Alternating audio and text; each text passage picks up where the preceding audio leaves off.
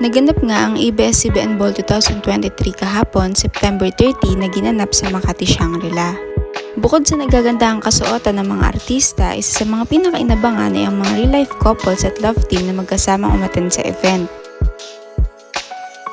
Narito ang ilan sa mga couples na talaga namang nagpakilig at napaka-sweet na umattend sa ABS-CBN Ball. Ilan sa mga ito ang mga happily married couples na sina Judy Ann Santos at Ryan Agoncillo,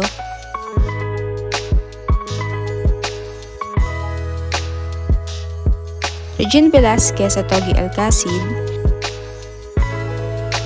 newlyweds na sina Ma Salvador at Rambo Nunez,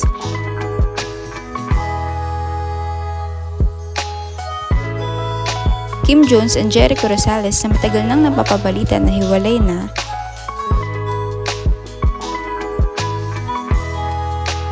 Iza Calzado at Ben Wintel,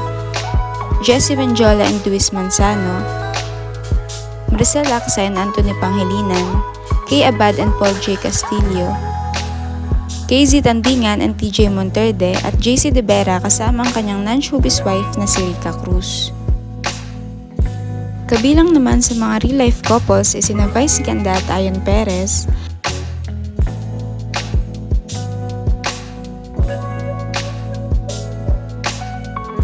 Catherine Bernardo at Daniel Padilla, Julia Montes and Coco Martin na unang beses umattend na magkasama sa ABS-CBN Ball, Julia Barreto and Gerald Anderson,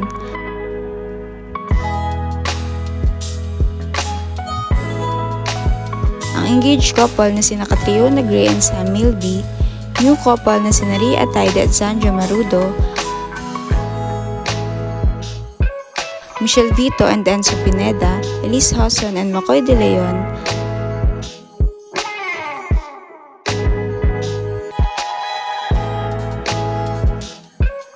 Maris Racal and Rico Blanco,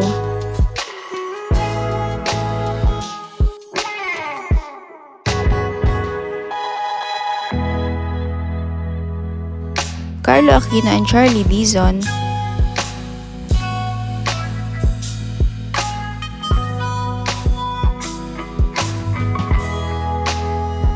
Lois Andalio and Ronnie Alonte at Cassie Legaspi and Darren Espanto na dumating na mag-holding hands pa.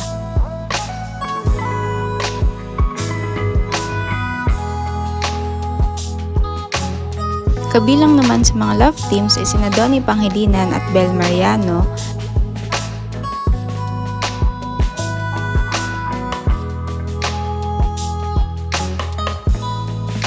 Seth Fedelin and Francine Diaz,